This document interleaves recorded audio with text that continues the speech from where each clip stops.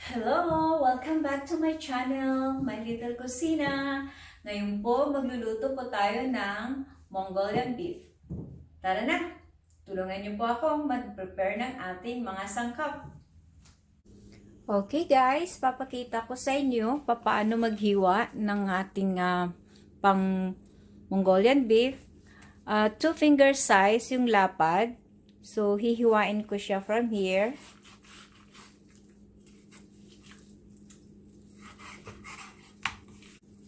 Ganito po,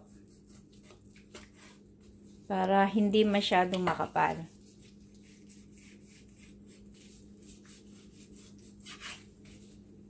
Ayan po.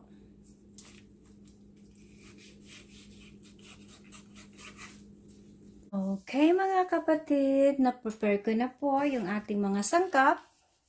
Meron po tayong beef, onion, green chili, carrot, rice vinegar, chili oil, soy sauce, oyster sauce, dried chili, green onions, garlic, ginger, and cornstarch with water. And then para po sa atin ilalagay sa ating meat, meron po tayong cornstarch, soy sauce, cooking wine, and 1 egg. Okay? Ngayon, magsisimula na po tayo sa pagluluto.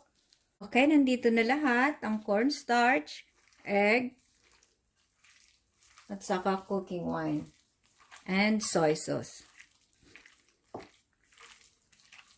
Ganun lang. I-mix lang together lahat ng mga ingredients natin. Una, iprito po muna natin to.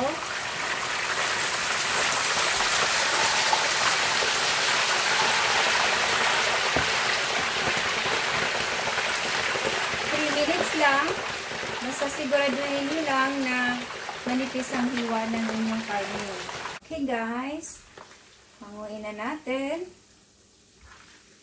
Okay, magsisimula na po tayo. Maggisa na po tayo ng ating sibuyas.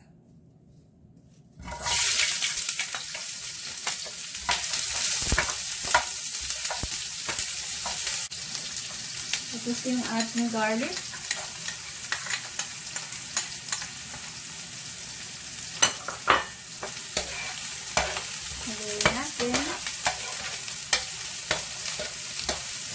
Tapos yung ating carrot.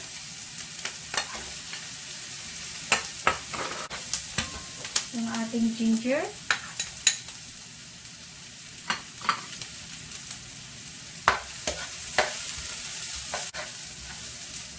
Yung ating dried chili.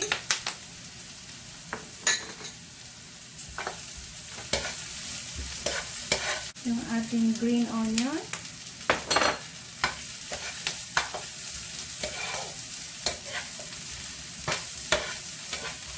Yun ang ating green chili.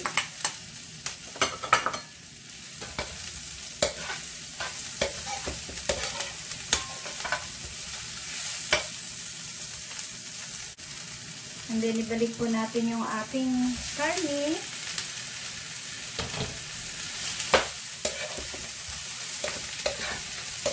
Ang bango po niya. Sigurado akong magugustuhan po ninyo.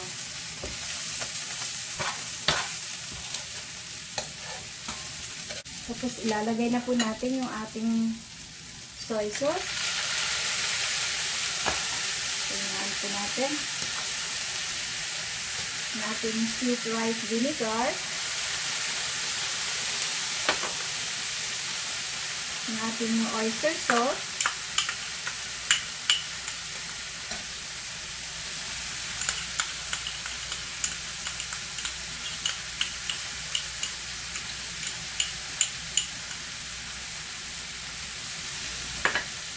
Din yung ating chili oil.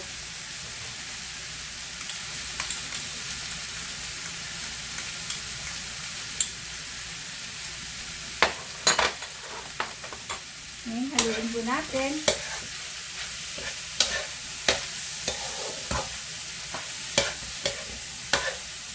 Kainaan po natin yung apoy.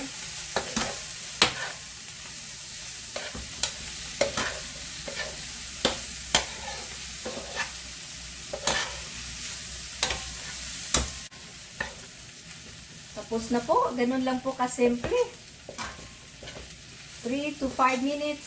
Luto na ang inyong Mongolian beef. Basta naka-prepare ng inyong mga sangkap. Padali na po ang pagluluto. Lagay na natin sa ating plato. Ito na po ang ating finished product ng ating Mongolian beef. Try nyo po, madali pong lutuin, 3 to 5 minutes, tapos na po kayo. Basta nahanda na po ninyo lahat ng mga sangkap na gagamitin. Tsak, magugustuhan po ninyo, napakasarap po. O ayan guys, tapos na po tayo sa pagluluto ng ating Mongolian beef.